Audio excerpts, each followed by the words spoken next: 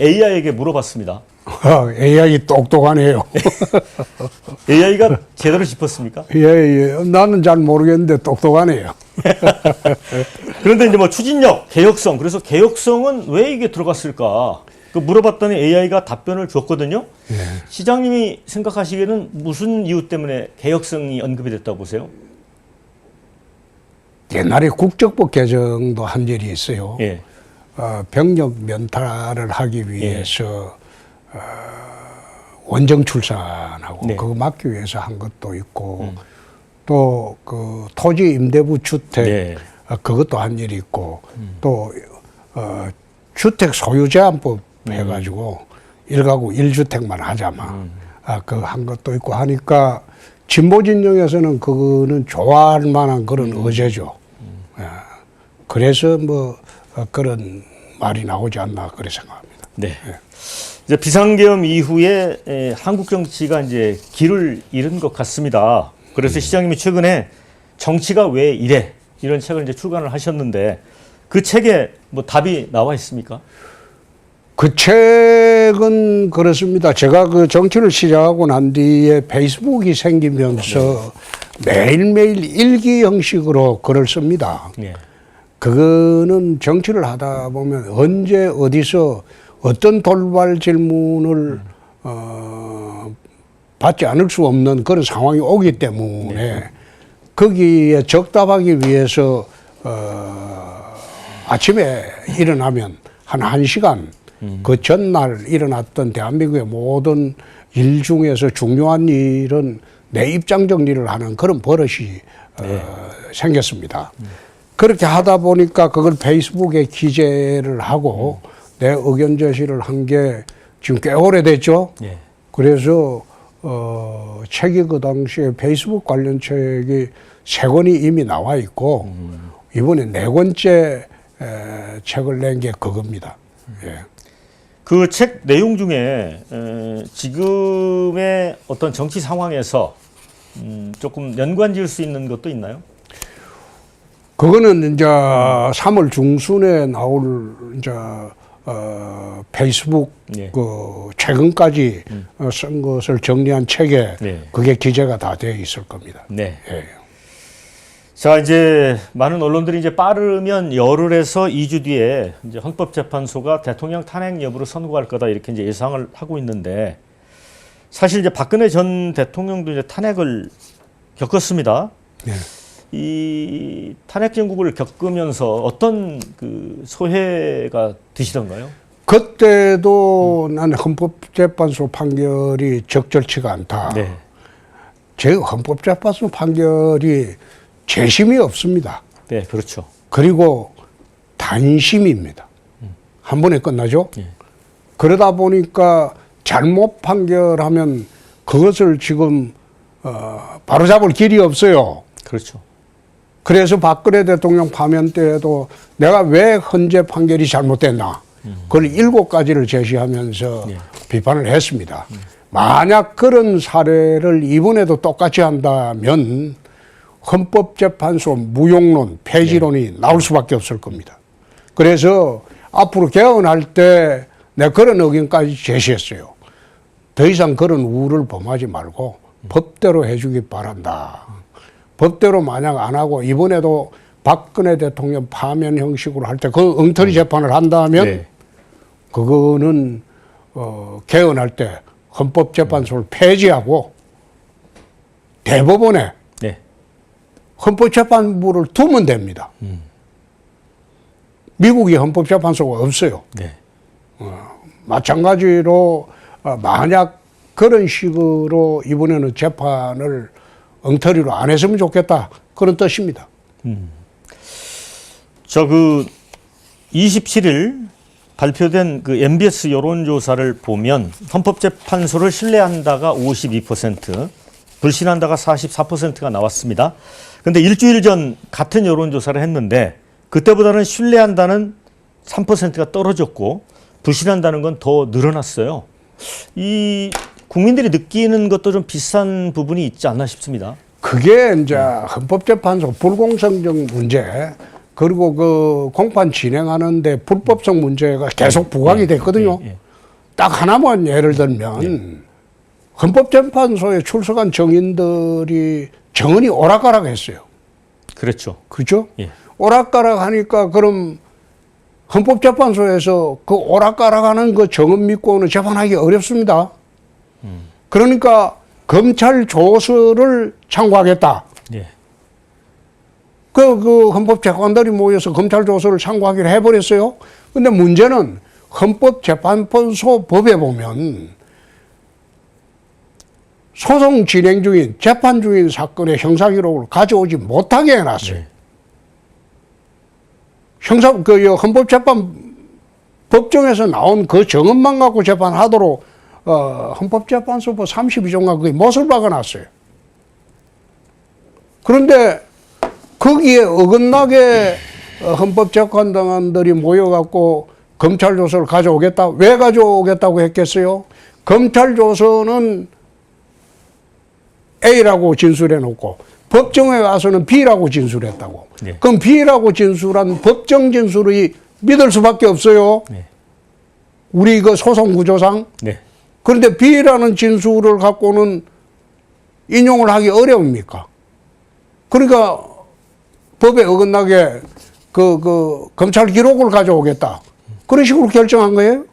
그것부터 시작해서 헌법재판소의 불공정성이 몇 가지 더 있어요. 네. 근데 그게 가장 나는 결정적인 잘못이라고 봅니다. 그럼 헌법재판소가 그래 잘못하면 법원 같으면 항소하고 상고하고 이게 절차가 있는데 여기는 단심이에요. 예. 그 저 마음대로 하는 거야. 원민재판은. 바로 잡을 수 없다는 아니, 말씀이잖아요. 그 문제가 크죠. 그러면 안 되죠. 그러니까 헌법재판소 폐지론 문제가 바로 나오는 거예요. 이제 그 과정에서 보면 뭐 특수전 사령관의 어떤 발언이라든가 국정원 1차장 홍장원 씨의 메모 관련 그런 것도 논란이 있었는데 그 부분도 그게 시장님께서는 이제 핵심 키맨들이죠. 네. 핵심 탄핵으로 이제 인용을 하기 위한 핵심 키맨들인데. 그러니까 체포하라 이런 얘기를 그렇죠. 들었다 뭐 하니까. 그 여러 예. 가지가 있어요. 예, 예. 핵심 키맨들인데 나는 그게 내가 참 홍가 집안에 그런 애가 있는 것도 참 예. 부끄럽습니다. 예. 부끄러운데 예. 난 어떻게 저런 애를 국정원 1차장에 시켰을까? 내 인사도 참 잘못했다. 그런 생각까지도 했는데 그런 식으로 그 재판하는 건 아니죠. 응? 질문을 하니까 추궁하니까 그걸 말이 왔다 갔다 하고 그런 식으로 하는 애를 어떻게 믿고 대통령 탄핵을 받아들이겠습니까? 그 친구가 키메이죠. 윤석열 대통령 이제 최후 진술을 보셨을 텐데 임기 단축에 언급했습니다. 나름대로 이 국민을 설득할 수 있는 요건을 갖췄다고 보십니까? 내가 뭐 이거 말하기는 그렇던데 네. 한 3주 전쯤 됐을 거예요. 용산하고 가까운 사람이 대구시청을 한번 찾아온 적이 있습니다. 네. 그래서 내가 그분한테 이거 박근혜 때처럼 여론으로 몰아간다. 네. 그러니까 제대로 하려면 일단 탄핵 기각이 되어야 하지 않겠나. 네. 헌법재판소라는 게 지금 4대4로 딱 갈라져 있어요. 네. 그죠? 4대4로 갈라져 있는데 이쪽에 우리 쪽에 두 사람이 일로 넘어가 버리면 이거는 인용이 되는 것이다. 그러니까 문제의 본질은 우리 쪽에 네 사람이 명분이 있어야 된다.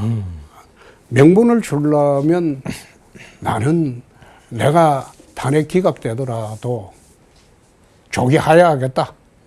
그래서 야당의 반발도 무마하고 네. 우리 측의 명예도 찾고 그렇게 하는 게 좋지 않겠나. 그렇게 아마 조언을 한 적이 있어요. 그런데 그 조언을 받아들여졌는지는 모르지만은 네. 조기 대선 이야기를 대통령 하야 이야기도 하고 했습니다. 했는데 그게 이제 우리 측에 있는 헌법재판관들 4명한테 어떤 영향이 갈지 이제 결론을 봐야 되겠죠. 자, 이제 관심사는 대통령이 이제 탄핵이 기각돼서 업무 복귀를 하느냐 아니면 파면되느냐입니다. 그런데 최근에 이제 두 건의 여론조사가 있었습니다. 24일 발표된 리얼미터 조사는 탄핵 인용이 52, 기각이 45.1. 그 다음에 27일 발표된 MBS 조사는 탄핵 인용 파면이 54, 기각 후 직무 복귀가 38%. 사실 이제 초반에는 70%가 넘었고 그렇죠. 탄핵 반대가 20%였거든요. 네. 많은 변화가 있었습니다.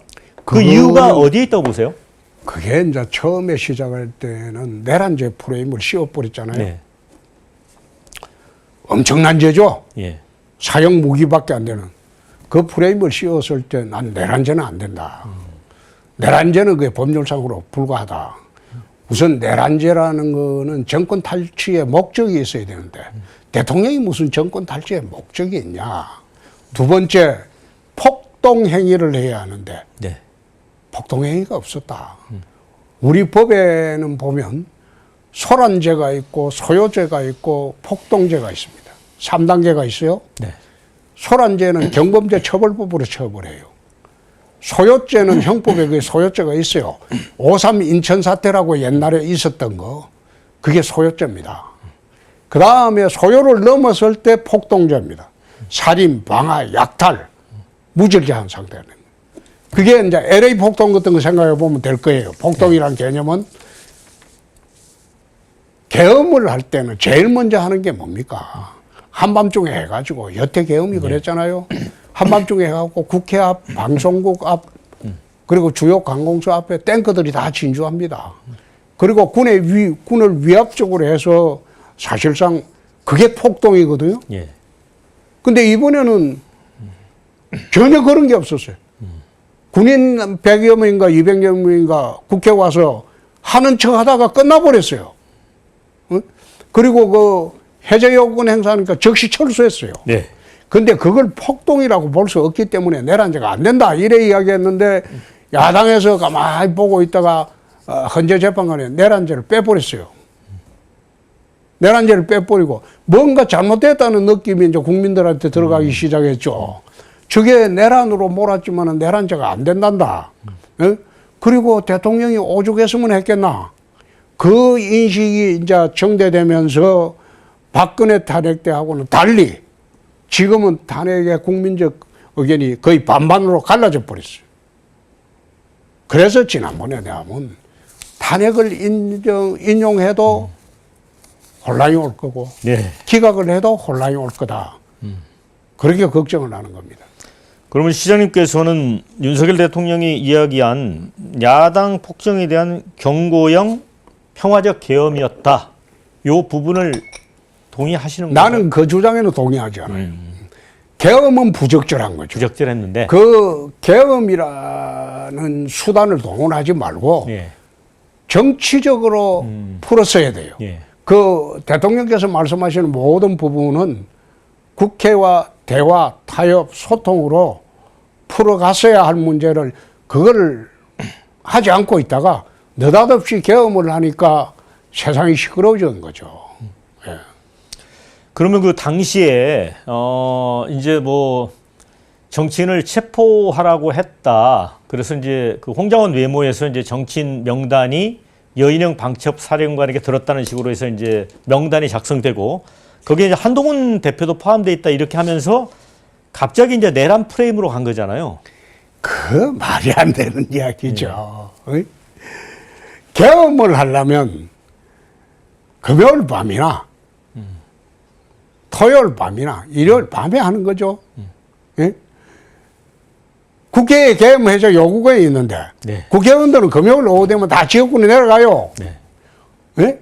그런데 화요일 날 계엄을 그것도 10시 한 45분쯤 해버렸어요. 근데 국회의원들이 여의도에 모여서 삼삼오오 모여 있다가 다 국회로 들어가 버렸잖아요. 그랬었죠. 근데 그것도 파악 안 하고 계엄을 하겠다? 그거는 나는 말이 안 된다고 보고. 그래서 왜 계엄이라는 선택을 했는지 나는 그거는 참 이해하기가 어렵다. 네. 지금 이제 윤 대통령 측에서는 이제 만약 탄핵이 기각된다면 구속도 취소해야 한다 이런 주장을 하거든요. 탄핵이 기각되면 당연히 구속 취소가 돼야 되겠죠. 그럼 내란죄 그 관련 부분은 이제 공소 불구속 취소가 상태로 돼야 되는 됩니까? 거죠. 예. 근데 거기도 내가 이제 한 말씀을 드리면 예. 내란죄 수사하는 것도 저게 엉망이에요. 공수처가 했던. 네. 공수처는 내란죄 수사권이 없어요. 네. 그 다음에 검찰에도 내란죄 수사권이 없어요. 경찰만 갖고 있어요. 그렇죠. 그거는 문재인 때 검수고 안 바빠 하면서 그래 수사권 조정해 놓은 거예요. 근데 공수처의 수사 서류나 검찰의 수사 서류는 저거 법률상 권한 없는 사람들이 한 거예요. 서류가 무효야. 예. 그런데 무효인 서류를 들고 덜 큰 기소를 해놨다. 내가 그거 저 어떻게 수습하려고 검찰에서 저런 짓을 하냐.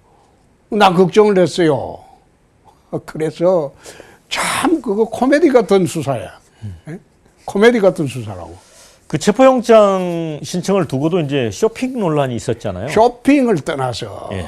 체포영장에 이제 발부받을 때 형사소송 110조, 111조를 배제한다고 판사가 써놨어요. 네. 그 111조, 110조는 군사시설 보호구역이나 청와대 같은 데 들어갈 때, 대통령이 들어갈 때 못 들어가게 하는 조항입니다. 네. 근데 그걸 갖다가 배제 조항을 넣지 않으면 영장 집행이 안 돼요. 근데 판사가 어떻게 법률에도 없는 강행 규정을 지가 마음대로 쓰여가지고 영장 발부를 할 수 있습니까? 내가 법조 들어온 지 40년입니다. 법조 생활은 11년밖에 안 했지만은 나는 그런 영장 처음 봤어요. 그렇게 영장은 발부 자체가 무효라 이거야. 무효인 영장이다. 무효인 영장을 두고 체포한다고 생쇼를 하고 그것도 우스운 이야기입니다. 그래서 수사 자체가 잘못되어 있기 때문에 저거는 공소 취소해야 돼요. 공소 취소하고 네. 경찰에서 제대로 된 수사를 해가지고 다시 시작해야 되는 그런 사건입니다. 지금 윤 대통령 측이 구속 취소 청구를 냈잖아요. 네. 그거는 어떻게? 그거는 윤 대통령 측에서 말하는 것은 구속 기간이 하루가 지났답니다. 네. 하루가 지났기 때문에 당연 구속이 취소됐어야 되죠. 네?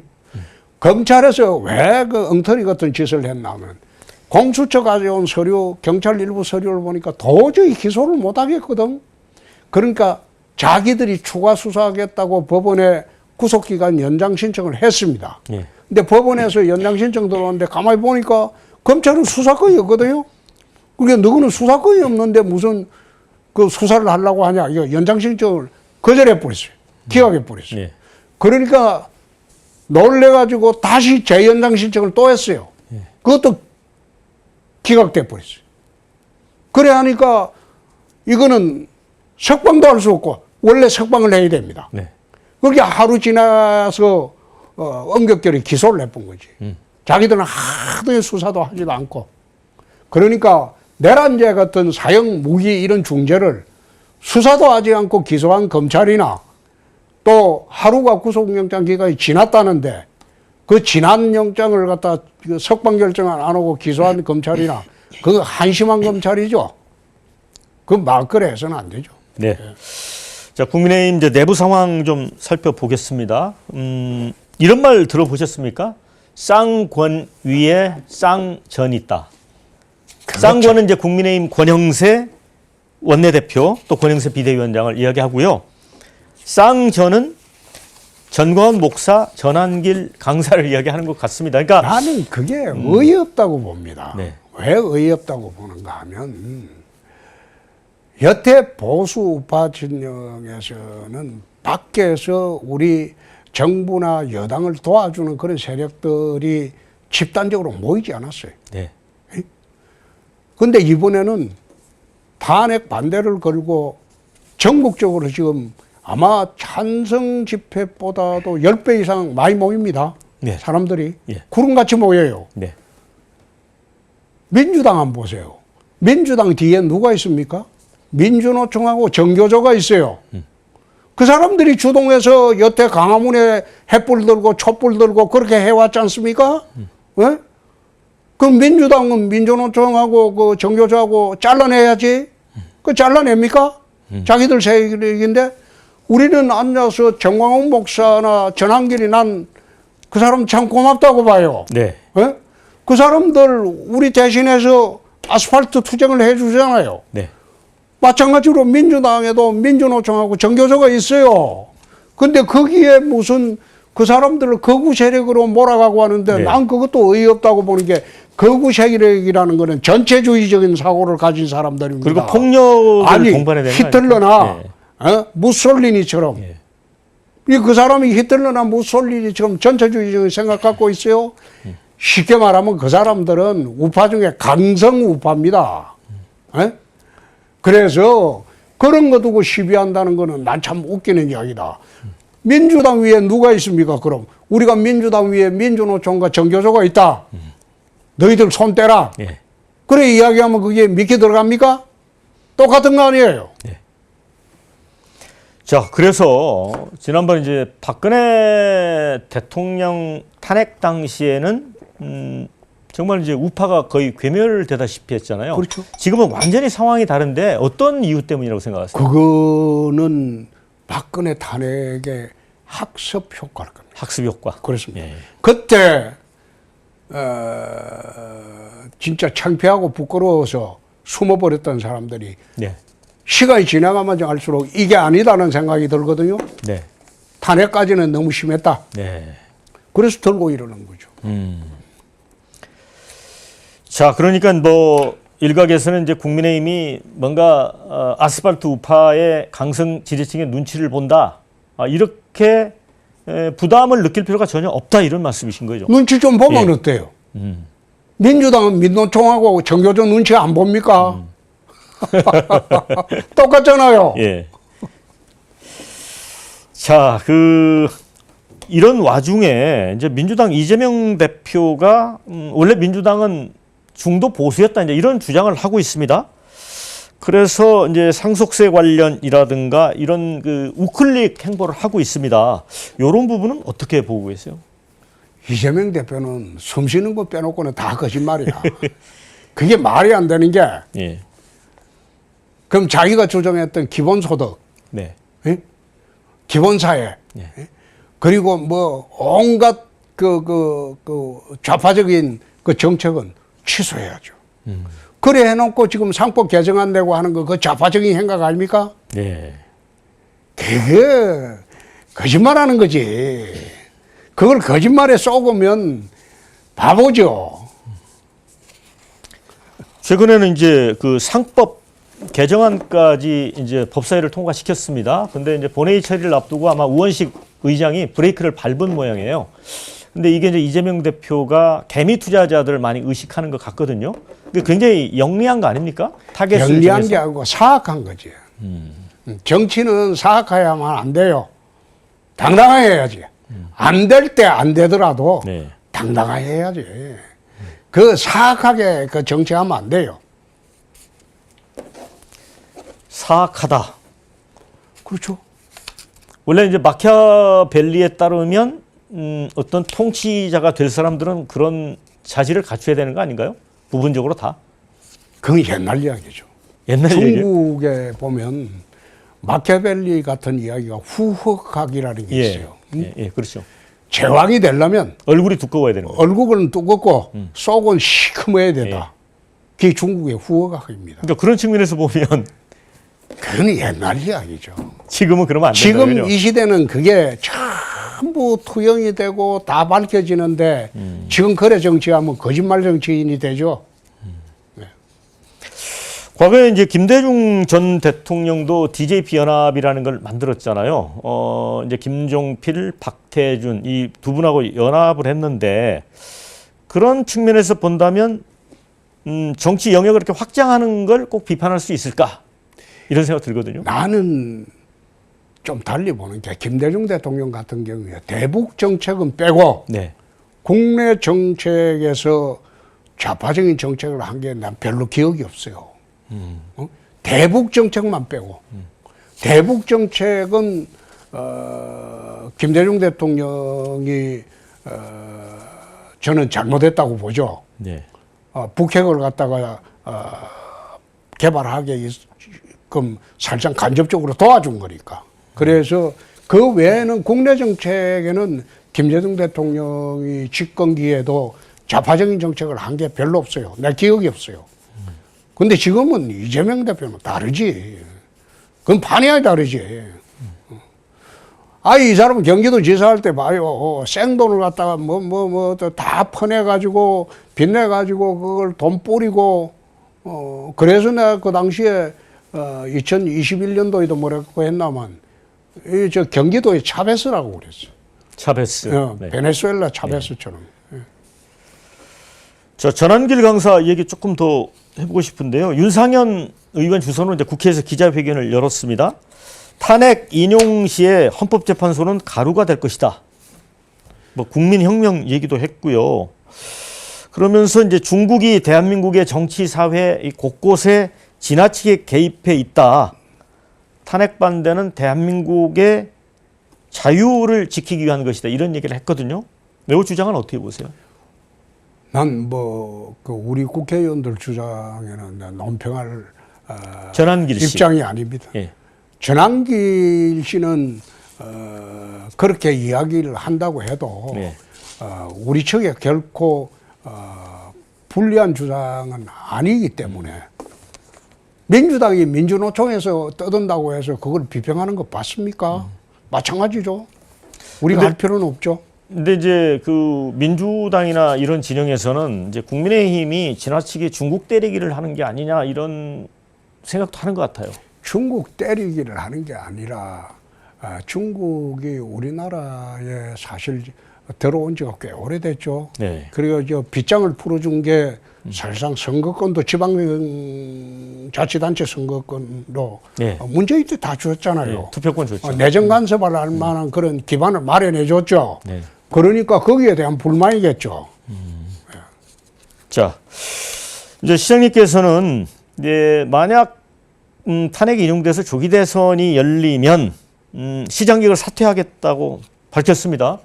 그러니까 이제 대권에 출마하시겠다는 거죠. 그런 상황이 오면. 아니 가장 좋은 거는 탄핵 기각돼 가지고 네. 윤 대통령이 좀 수습을 해줬으면 좋겠다. 네. 그러나 박근혜 우리가 탄핵 때 아무런 준비 없이 정권을 그저 넘겨줬어요. 예. 그런 상황은 막아야 되지 않겠느냐. 그래서 탄핵 대선이 생길 때는 언제라도 자기 대선에 나갈 만한 사람들은 준비를 해야 된다. 그 뜻입니다. 준비를 하고 있어야죠. 네. 네.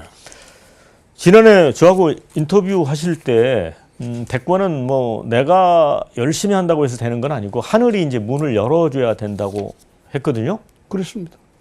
그 어떤 상황입니까? 하늘이 지금? 하늘 문을 알면 내가 건진법사나 천공하지. 나는 그런 무서움 믿지 않습니다만은 네. 결국은 마지막은 이는 작은 나라 대통령도 하늘이 결정한다고 나는 그런 생각을 하고 하늘이 있습니다. 결정한다. 대신 나는 열심히만 하면 된다. 어쨌든 현재 국면에서는 이재명 대표의 뭐 대세론일까요? 이런 게 암암리에는 깔려 있는데 그건 어떻게 보세요? 옛날에 이해창 대세론이 7년 동안 계속이 됐어. 예. 두 번이나 기회가 있었죠. 그렇죠. 이해창 대세론이 7년을 계속했어. 나는 이재명 대통령은 절대 대한민국에 탄생하지 않을 것이다. 그거는 네. 대통령 되기에는 너무나 많은 악업을 저질렀다. 그래서 대한민국 국민들은 저런 사람은 대통령으로 선택하지 못한다. 문제는 왜 지금 앉아서 30몇 프로 나오냐. 이해창 총리도요. 7년 동안 35%에서 40% 늘 가지고 있었어요. 예. 늘 가지고 있었어요. 그거는 의미 없어요. 의미 없다. 그래서 그걸 굳이 대통령직하고 연결 지어줄 필요는 없다. 난 대한민국 국민들이 그런 선택은 하지 않을 것으로 봅니다. 이제 이재명 대표에게는 이제 사법 리스크가 있지 않습니까? 지금 선거법 1심에서 징역형 실형 받았고, 근데 2심 항소심 선고는 3월 26일에 나옵니다. 근데 여기에서 이제 100만 원 이상이 나오게 되면 이제 대법원에 가서 3심이 확정되면 대통령 선거에 출마할 수 없게 되잖아요. 근데 이재명 대표는 이거 걱정 하나도 안 된다라고 얘기하고 있거든요. 그럼 걱정된다고 이야기하겠습니까? 이러면 어떤 문제가 생길 수 있나요? 헌법 84조 이 얘기도 많이 나오는데. 헌법 84조 이야기는 예. 사람들 그 논의하는 게 우스운 게 불소추 특권입니다. 예. 소추를 내란 외환재배는 소추를 당하지 않는다. 그러면 재판은 계속 진행된다. 재판 중지 특권 아니에요. 대통령이 만에 되더라도 내 될 리 없지만은 네. 대법원은 서류 재판입니다. 대법원에서 항소심 확정해 보면 대통령 선거 또 합니다. 그리고 대장동 사건이나 법원에서 소환장하면 대통령 신문으로 법정 가야 돼요. 지금 그러면 뭐 벌이고 있는 재판 다 받아야 된다는 말씀이죠? 그렇죠. 그게 지난번에 트럼프 예를 자꾸 국민들이 생각하는데 트럼프건이 영미법이에요. 예. 네? 대통령에 대한 그 재판을 갖다가 대법원에서 중지시킵니다. 예. 없애기도 할 수 있어요. 근데 우리나라는 대륙법계예요. 그건 재판 중지도 되지 않고 재판은 그대로 해요. 그런데 그걸 두고 불소추 특권을 두고 대통령이 되면 뭐 재판이 중지된다. 그 이야기하는 학자들도 보면 저 사람 저 로스쿨도 나왔나? 난 그런 생각을 해요. 자, 국민의힘 이제 내부에서 이제 거론되는 주자는 한 6, 7분 정도 됩니다. 뭐 이제 홍준표 시장님도 계시고 김문수 장관, 오세훈 시장, 유승민, 한동훈 뭐 이렇게 많은데 이제 최근에 어떤 흐름에서 보면 시장님이 이제 상당히 앞서 있었는데 그 앞을 김문수 장관이 치고 나간 부분이 있거든요. 요거는 나중에 변화가 있을 거라고 보세요? 나는 거기에 대해서 선거를 할 때는 다른 후보자들 의식을 안 합니다. 내가 잘해야죠. 내가 잘해서 이겨야지 남을 의식해가지고 선거를 어떻게 합니까? 내가 어떻게 당원과 국민들의 선택을 받을 생각을 해야지. 근데 문제는 이게 아마 토론 과정에서 걸러질 거로. 걸러진다. 예. 네. 아무래도 이제 한동훈 대표가 이제 책을 냈잖아요. 국민이 먼저다 이렇게 책을 내고 이제 다시 정치권에 들어왔는데 결국은 국민의힘 내부에 이제 경선에 참여하겠다는 거 아닙니까? 만약에 탄핵 인용이 된다면 요거는 어떻게 보세요? 그 적절하게 나왔다고 봅니까? 그 책 제목을 그 언론에서 봤는데 네. 제목이 잘못됐지 않았나 그 생각을 했어요. 그럼 어떤 제목을? 국민이 먼저다가 아니고 내가 먼저다. 예. 네? 그 친구 그 하는 행각 보면 내가 먼저다죠. 예. 그리고 예. 나는 털것만지도 그 친구 의식을 안 합니다. 네. 안 하는 게 그건 윤석열 대통령이 만든 인형에 불과해요. 인형. 인형에 불과해요. 그래서 나는 그 친구 털것만지도 의식 안 합니다. 안 하고 무엇보다도 이 상황을 만든 양대 책임자가 윤 대통령하고 한동훈이 두 사람입니다. 여당 대표라면 네. 어떤 경우라도 대통령과 협의를 하고 협력을 해야 돼요. 네. 사사건 건 대통령하고 어긋장이나 놓고 반대나 하고 그래 하니까 대통령이 오직 견딜 수 있었겠습니까? 또 박근혜 때 한번 보십시오. 탄핵이 왜 됐습니까? 당이 대통령을 뒷받침하지 않으니까 네. 탄핵으로 간 거 아닙니까? 이번에도 똑같죠? 그런 지금 짓을 해놓고 다시 들어온다? 다시 들어오면 숨 쉴 공간도 없을 겁니다. 지금 그 친구는 세상 모르고 정치 모르고 날뛰는 거예요. 옛날처럼 네. 윤 대통령이 만들어준 그 자리들이 자기가 만든 자리 아니에요. 근데 그걸 지금 착각하고 있는 거예요. 그러니까 시장님 말씀은 한동훈 대표가 만약에 윤석열 대통령이 이 탄핵이 인용이 된다면 거기에 동반 책임이 있다는 말씀이신 거죠? 가장 책임이 크죠. 오히려 책임이 크다. 그렇죠. 그게 윤 대통령 다음으로 책임이 크죠. 나라를 이렇게 혼란하게 만든 책임이 윤 대통령 다음으로 한동훈이가 제일 크죠. 뭐 일각에서는 만약에 대통령의 탄핵이 인용이 되면 탄핵의 강을 건너야 되기 때문에 탄핵에 찬성했던 분보다는 반대했던 분보다는 찬성했던 분 쪽으로 여론이 좀 움직일 수도 있다. 거꾸로 올 겁니다. 거꾸로입니까? 네. 탄핵에 찬성했던 사람들, 지금 박근혜 탄핵에 찬성했던 사람들 네. 한번 보세요. 사실상 정치적으로 다 퇴출됐어요. 한국 사회에서 배신자 프레임을 한번 덮어 쓰기 시작하면 벗어날 수가 없습니다. 네. 이번에도 더 심하겠죠? 한번 해보고 또 그지 됐다. 그건 말이 안 되죠.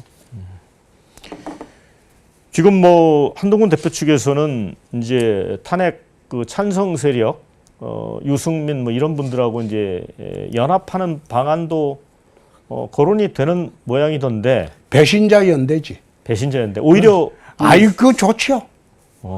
그래 하면 우리가 정리하기가 훨씬 편하죠. 네. 자, 명태균 특검법이 야당 주도로 법사위 통과를 했는데 여기에 이제 그 시장님도 아니면 오세훈 시장도 뭔가 야권은 뭐가 있다 이렇게 보는 것 같거든요. 내가 없다고 어제 MBC 나가서 이야기를 갖다가 거의 10분 이상 했는데 네. 특검 한번 해보세요. 나는 그런 사기꾼하고 작정해서 뭘 해본 일이 없습니다. 그래 하지 않습니다. 그러니까 한번 해보라고. 특검을 하건 검찰청을 총동원해서 수사를 하건 한번 해보라고.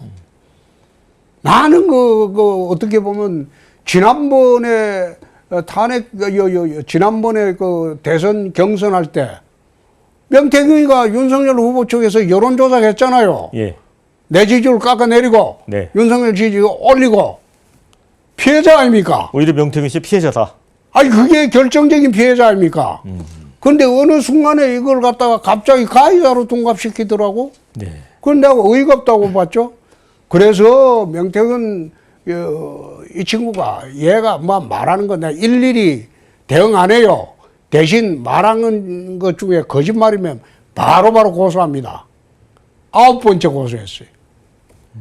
그렇게 살아나려고 지금 이를 악물고 민주당에 붙어 있죠. 민주당에 붙어서 지금 아마 창원 삼성병원에서 병원 진단서 떼가지고 병보소 가려고 그러죠. 민주당에서는 빼내주기로 했는 모양이지. 그 빼내가지고 이제 옛날에 그 이해창 때 그 김대업이처럼 언론 상대로 막 떠들게 하려고 그렇게 작업하고 있죠. 근데 네. 아무리 떠들어 봤는들 그 나하고는 상관없어요. 네. 그 조선일보를 거론한 그 이 김건희 여사 녹취가 이제 공개가 됐는데 뭐 이렇게 얘기를 합니다. 나는 조선일보 폐간에 목숨 걸었어. 그래서 이걸 놓고 이 녹음 파일의 존재 때문에 윤 대통령이 계엄을 선포했다는 설이 나오고 등등 뭐 이런저런 얘기가 나옵니다. 시장님은 어떻게 보세요? 부적절한 언사입니다. 부적절한 은사다. 그게 부적절한 언사인데 그거 가지고 뭐 계엄을 하려고 했겠습니까? 계엄을 하려고 한 거는 난 김용현 장관 꼬드김에 넘어갔다.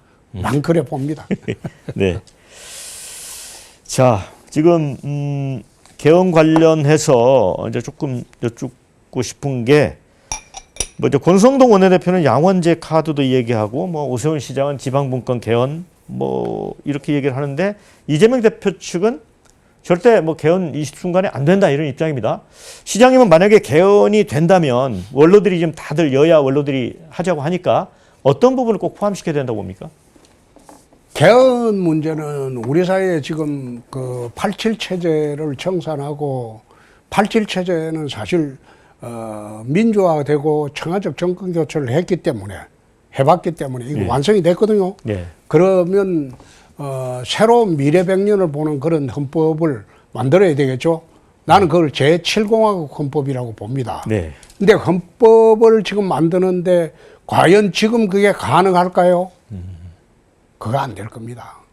현실적으로 어렵다. 네, 그런 말씀이죠. 그거는 다음에 대통령이 언제 선출될지 모르지만 다음에 선출되는 대통령이 그 대통령 재임 중에 제7공화국 헌법을 만들어야 될 겁니다.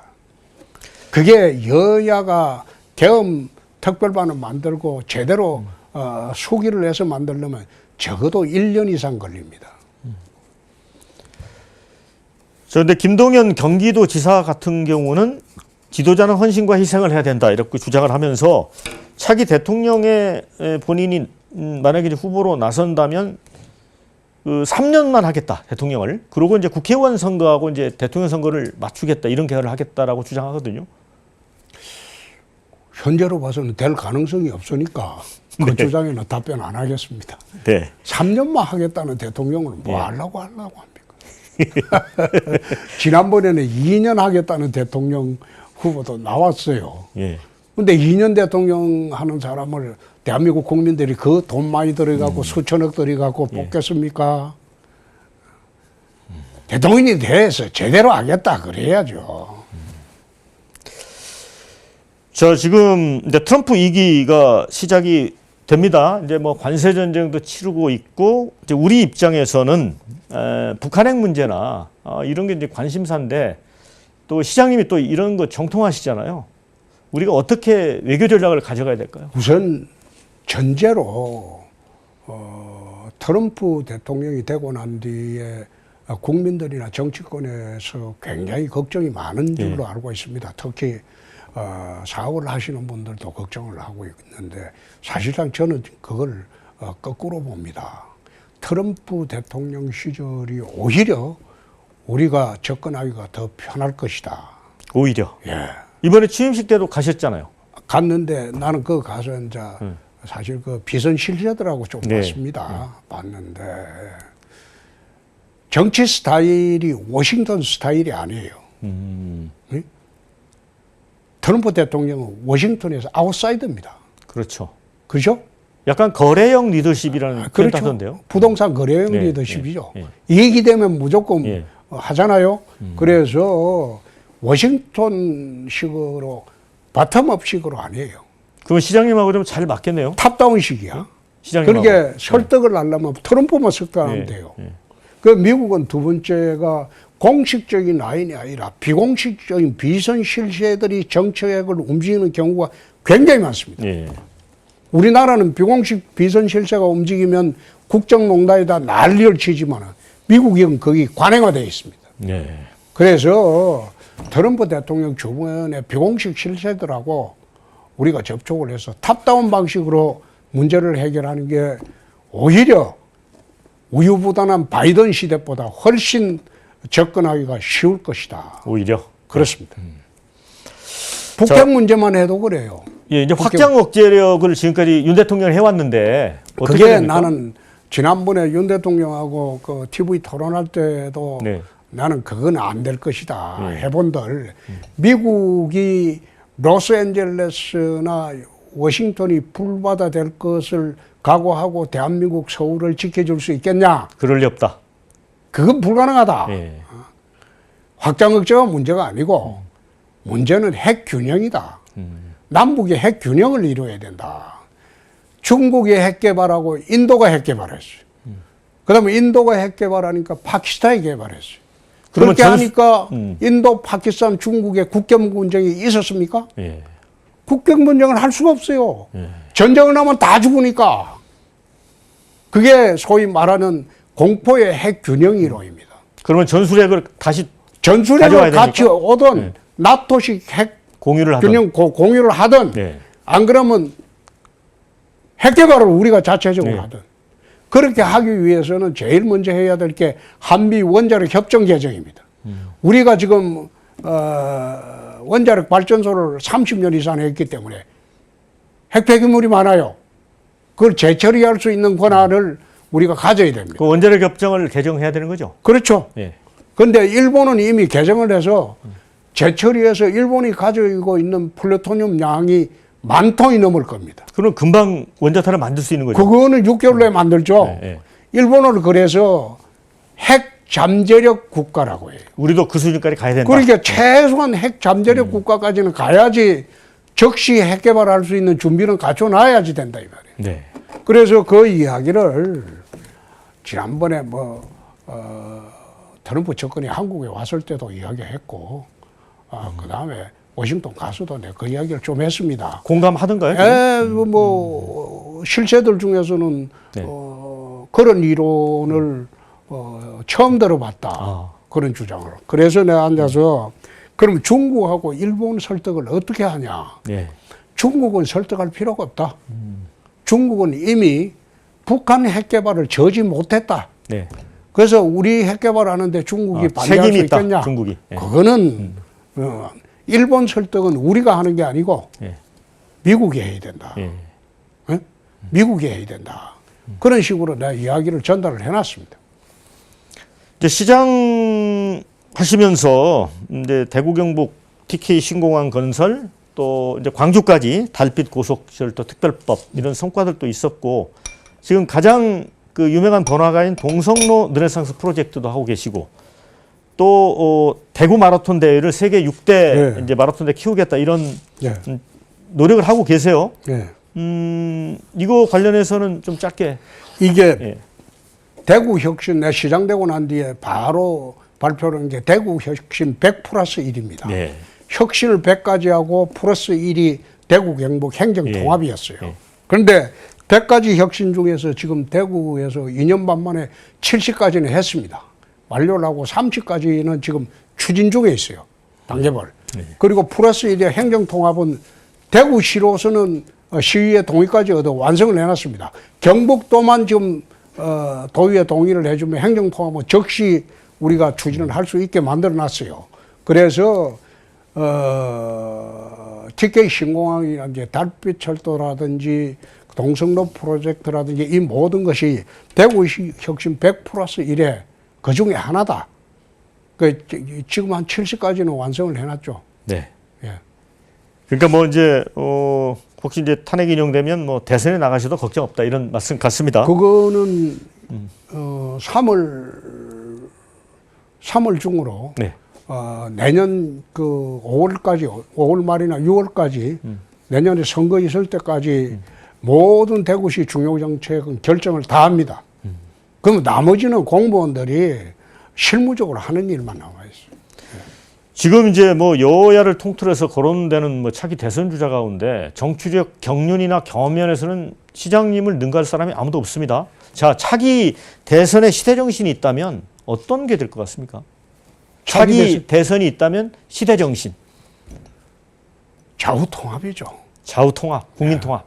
국민 통합인데 사실 그 노무현 대통령 이래로 20년 동안 좌우 갈등이 극심해서 지금 마지막으로 달리던 폭주기관차가 서로 부딪힌 게 나는 비상계엄이라고 봅니다. 네. 네? 그게 이제 마지막 의회 권력과 대통령 권력이 충돌했다는 거죠. 서로 충돌한 게 비상계엄이라고 봅니다. 그래서 어떤 식으로든 다음 정권은 좌우 통합이 안 되면 네. 좌우 공존이라도 할 수 있는 그런 대한민국을 만들어야지 한 발 더 앞으로 나갈 수 있겠다 그런 생각을 합니다. 네. 혹시 뭐 못다한 말씀 있으면 짧게 한 30초만 하실까요? 나라가 지금 상당히 어렵습니다. 혼란스럽지만은 우리가 그 해방 이후에 혼란을 겪은 게 한두 번이 아니거든요. 근데 이번 혼란도 지난 세월에 보낸 혼란에 비하면 그리 큰 것도 아니에요. 그래서 이 혼란이 조속히 극복이 되고 나라가 정상화되고 평온해졌으면 합니다. 네. 예.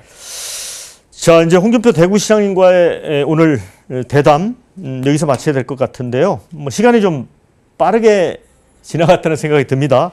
이 소탈하고 이제 거침없는 입담 또 여기에 뭐 통찰력까지 느낄 수 있었습니다. 자, 긴 시간 시청해주신 여러분께 감사의 말씀 드리고요. 다음 시간에 저는 찾아뵙도록 하겠습니다. 자, 시장님 수고하셨습니다. 감사합니다.